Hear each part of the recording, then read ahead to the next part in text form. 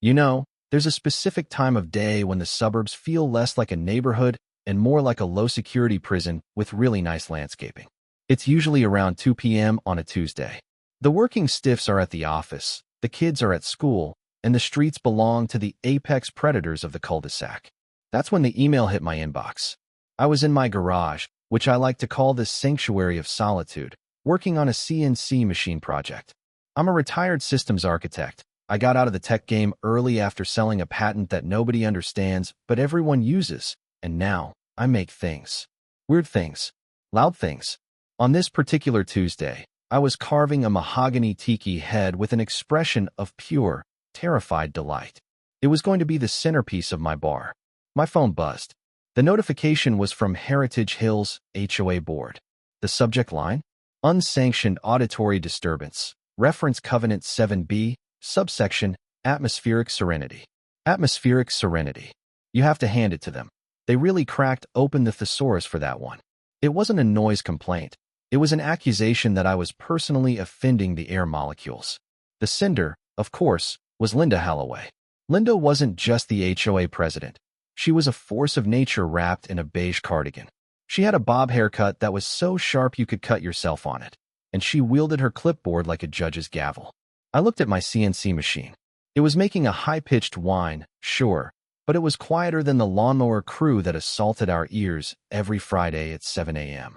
But logic doesn't work with Linda. Linda operates on a frequency of pure control. I was drafting a snarky reply. Something about how my auditory disturbance was actually interpretative sound art when a shadow fell across my driveway. I didn't even have to look up. I knew that silhouette. It was her. She didn't step onto my property. Oh no, she knew the laws better than the cops did. She stood exactly 1 inch behind the public sidewalk line, staring into my garage like she was inspecting a crime scene. "Mason," she said. Her voice was calm, terrifyingly so. It sounded like the hum of a high-tension power line before it snaps. "Linda," I replied, not turning off the machine. I grabbed a rag and wiped some sawdust off the tiki head. "Let me guess. The atmosphere isn't serene enough for you today?" "It's about standards, Mason," she said, making a little tick mark on her clipboard. "It's about cohesion. When one person decides their hobby is more important than the community's peace, the whole fabric unravels." She paused, her eyes drifting past me, looking toward the back of the neighborhood, toward the dense green belt and the retention pond. "And speaking of hobbies, I saw you yesterday, down by the south drainage culvert." My heart did a little stutter step. I kept my face neutral, but my palms instantly started sweating. "I was admiring the infrastructure, Linda. I'm a systems guy. Concrete drainage pipes are fascinating." "Is that so?" Her lips thinned into a smile that didn't reach her eyes. "That infrastructure is community property, Mason. It's for water management. It is not a playground. It is not for whatever it is you do." She leaned forward slightly, just an inch, invading the airspace. "Just remember, I protect this community. I decide what flows, and I decide what stops. Don't make me demonstrate." With a sharp pivot of her sensible walking shoes, she marched away. I watched her go, a cold prickle of unease crawling up my spine. That wasn't a warning about noise. That was a direct threat, but I dismissed it. What could she do? Find me $50? Send me a sternly worded letter? I had bigger fish to fry. Or rather, I had a secret to get back to. See, Linda was right about one thing. I had been spending a lot of time down by the old drainage culvert, but she didn't know the half of it. Night falls hard in Heritage Hills. When the sun goes down, the identical porch lights flick on in unison, and the neighborhood goes into standby mode. I waited until the last dog walker had cleared the street. Then I grabbed my backpack and slipped out the back gate. My property backs up to a dense thicket of bougainvillea and scrub oak that the landscaping crew always ignores. Hidden behind that tangle of thorns is a concrete head wall, stained with moss and time. In the center of it is the mouth of a massive, 8-foot diameter storm drain. It's barred by a heavy, rusted iron grate. To anyone else, it's just a drain. To me, it was the front door. I knelt in the mud, my fingers finding the hidden latch I'd fabricated months ago. With a silent, well-oiled click, a section of the grate swung inward. I slipped inside, pulled it closed behind me, and engaged the lock. Darkness swallowed me whole. The air instantly changed, cool, damp, smelling of wet limestone and secrets. I clicked on my headlamp. The beam cut through the gloom, illuminating a concrete tunnel that stretched into the void. I walked about 50 feet, the sound of my boots echoing, until I reached the bend. And then, I flipped a switch on the wall. The space ahead bloomed with warm, golden light. This was my masterpiece. This was why I tolerated the HOA. I called it the vault. I had discovered this abandoned section of the overflow spillway a year ago. It wasn't on the current county maps. It was a relic from the 1970s infrastructure that had been bypassed. So I claimed it. I laid down a raised deck made of marine-grade plywood, sealed with epoxy to keep it dry. I built shelves into the curve of the pipe, filled with vintage sci-fi paperbacks and a high-end chess set. Built into a recess in the concrete wall was a fully stocked bar, Japanese whiskey, small batch bourbon, crystal tumblers. And mounting on the wall, glowing softly with custom LEDs, was the first tiki head I'd carved. It was a speakeasy for one, a place where the walls weren't agreeable gray, and nobody cared if my coaster wasn't regulation size. I poured myself a glass of bourbon, the ice clinking satisfyingly. I sank into the leather armchair I'd painstakingly disassembled to get through the grate and reassembled down here. I took a sip, closed my eyes, and breathed. Silence. Real silence. Not the atmospheric serenity Linda demanded, but the heavy, peaceful silence of the earth. I was just reaching for the remote to fire up the projector. I was planning on watching Blade Runner against the curved concrete wall when I heard it. It wasn't a drip. It wasn't a rat. It was a sound that vibrated through the soles of my feet and into my teeth. A deep, metallic groan. S-E-R-E chunk. It sounded like the earth itself was grinding its teeth. I froze, the glass halfway to my mouth. I knew every sound in this pipe. I knew the wind, the settle of the earth. This was mechanical. This was heavy industry being forced to move after decades of rust. No, I thought, my stomach dropping. She wouldn't. I pictured the massive red valve well located about 200 yards upstream, fenced off behind a chain-link enclosure near the retention pond. It was the emergency diverter valve. It hadn't been turned since the Carter administration. It would take a pry bar and the strength of a lunatic to move it, or the strength of a woman who just realized she has absolute power. I decide what flows, she had said. A sudden, sharp hiss cut through my thoughts. I looked up. The seams in the concrete pipe, usually dry as a bone, were weeping. Dark water began to spray in thin, high-pressure jets. The valve. She closed the downstream valve. This pipe wasn't just a dead end. It was an overflow for the Finch Reservoir up on the ridge.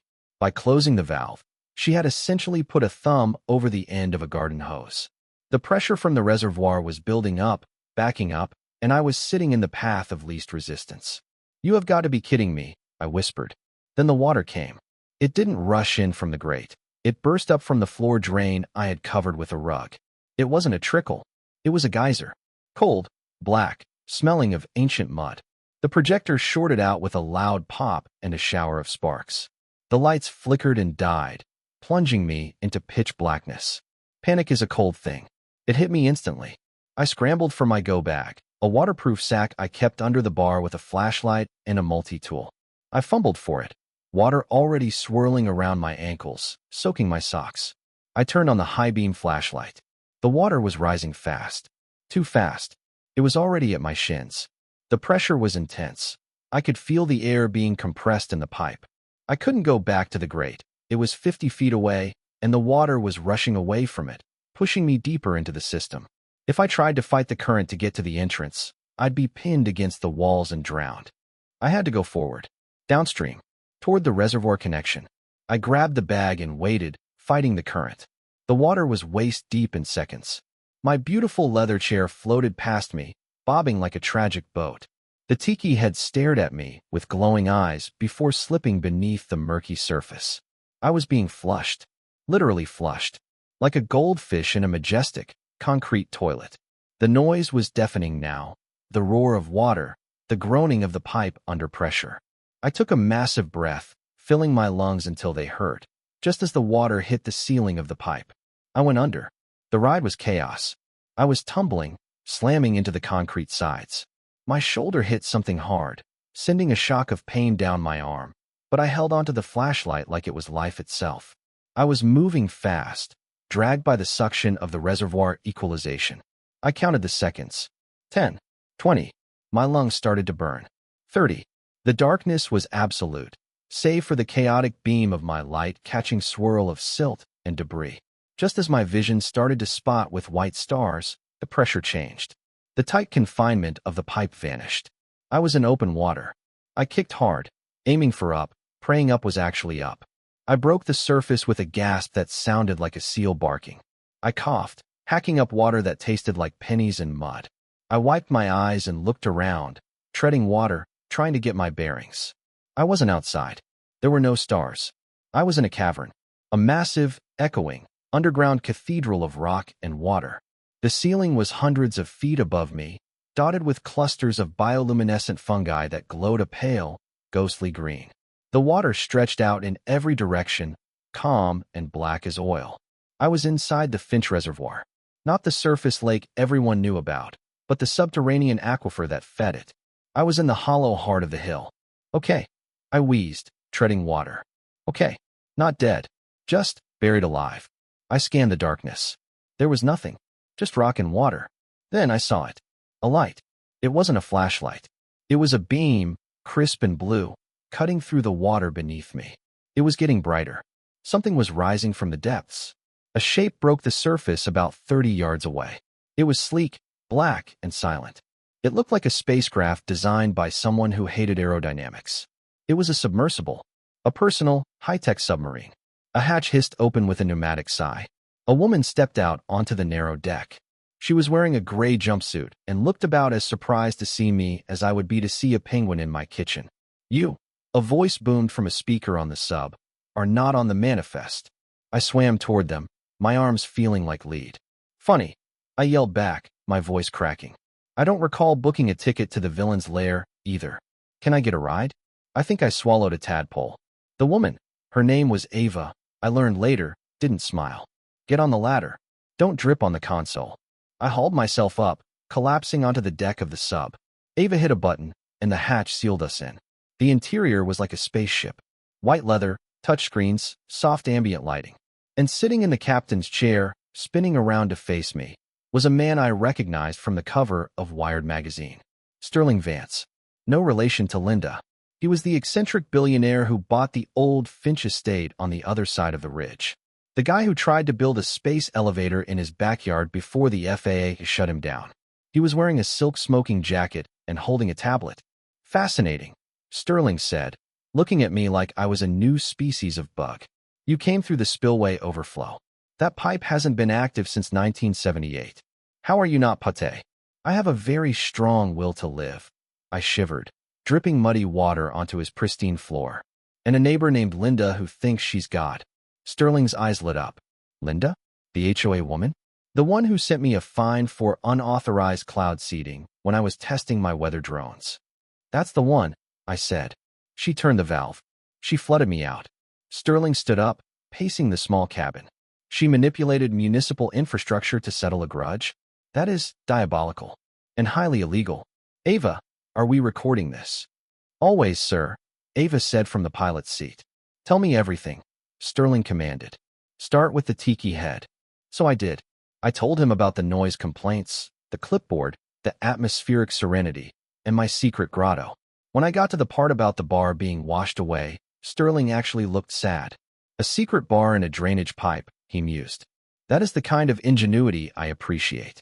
You're a maker, Mason. You fought the beige. You stared into the void of suburbia and built a sanctuary." He clapped his hands together. "We are not taking you to the police. That's too boring. We are going to help you."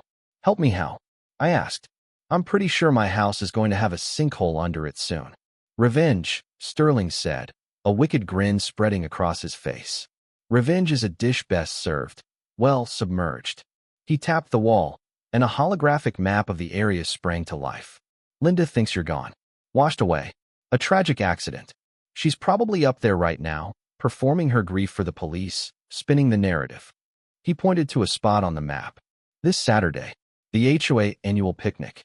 It's held at the ornamental lake in the center of Eagle's Crest, right?" "Yeah," I said. "Mandatory attendance. Terrible potato salad." "Look here," Sterling zoomed in. "There's a maintenance channel. Service Conduit 7. It connects this aquifer directly to that artificial lake. It's tight, but the Leviathan, that's this baby, can fit. He looked at me, his eyes twinkling with mischief. How would you like to make an entrance? I looked at the map. I looked at Sterling. I thought about Linda and her clipboard. A slow smile spread across my face. I'm in, I said, but I need a suit. I can't exact vengeance looking like a drowned rat. Ava, Sterling barked. Get this man a tactical jumpsuit. And dry socks. Saturday came. The sun was shining on Eagle's crest, unaware of the chaos bubbling beneath the surface. I wasn't there, obviously. I was currently sitting 60 feet underwater, crammed into the co-pilot seat of a multi-million-dollar submarine, navigating a concrete tube that was barely wider than the hull. Up on the surface, the scene was set. I know this because Sterling had hacked the security cameras around the lake park. We were watching it on the sub's monitors. There were red and white checkered tablecloths. There was a bouncy castle that looked sad and deflated. And there was Linda. She stood at a podium near the gazebo, dressed in black, looking solemn and important. There were police officers there too, Ramirez and Gable, looking bored and hot. And Sal, a local contractor, who was inspecting the drainage culvert nearby, shaking his head. Linda tapped the microphone. Squeal. Neighbors, she began, her voice dripping with fake sorrow.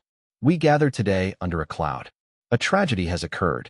A resident, due to his own recklessness and refusal to follow safety guidelines, has vanished. It is a harsh lesson in why the rules exist. To protect us from ourselves. I watched her on the screen. She was loving it. She was the grieving mother of the community. Now, Sterling whispered over the comms. Hit the ballast tanks. Ava threw a switch. In the center of the ornamental lake, a placid, chemically blue pond, bubbles began to rise. At first, it was just a fizz.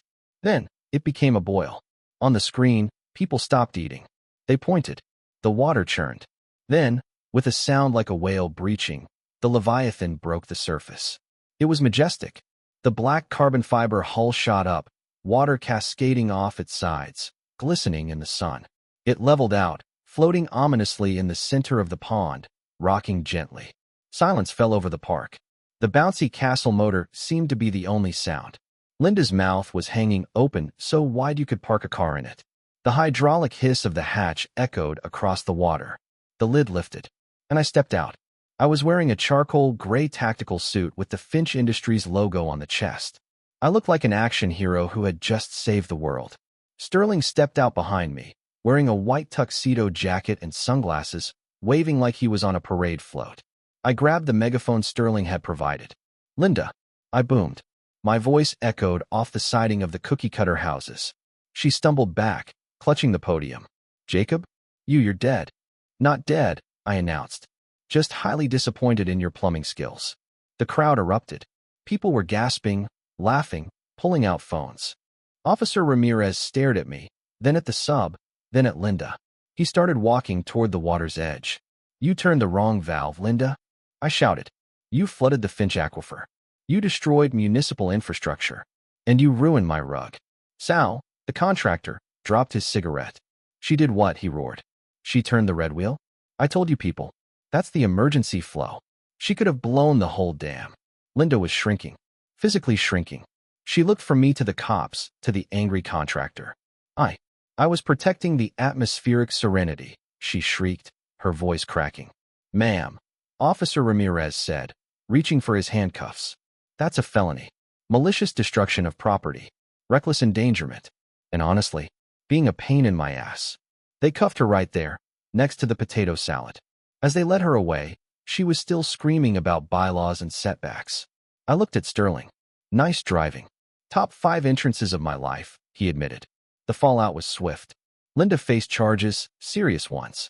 She had caused thousands of dollars in damage to the water district infrastructure. She pled out, paid a massive fine, and was forced to sell her house to cover the legal bills. She moved to a condo in Florida where I assume she is currently measuring the pool temperature with a thermometer every hour. The HOA board, terrified of Sterling's legal team, resigned en masse. As for me, I became a legend. Submarine man. Sterling bought the easement rights for the drainage pipe from the county. He hired Sal to renovate it properly. The Vault 2.0 is no longer a secret damp cave. It's a reinforced, climate-controlled, fully permitted underground lounge. It has a tunnel connecting directly to my garage. 6 months later, I was sitting in the new vault.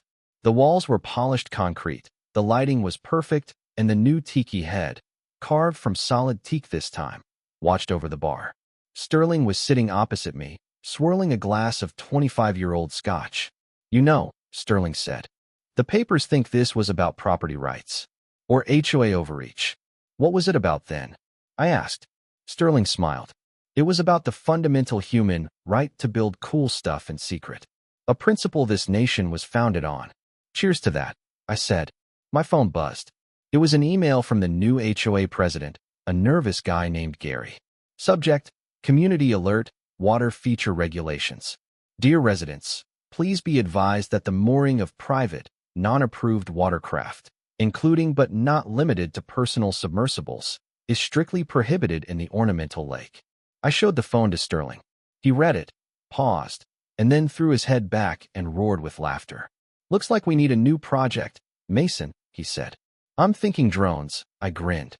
"So, tell me in the comments, what's the craziest thing your HOA has ever tried to pull? And would you have surfaced a submarine to stop them? Let me know.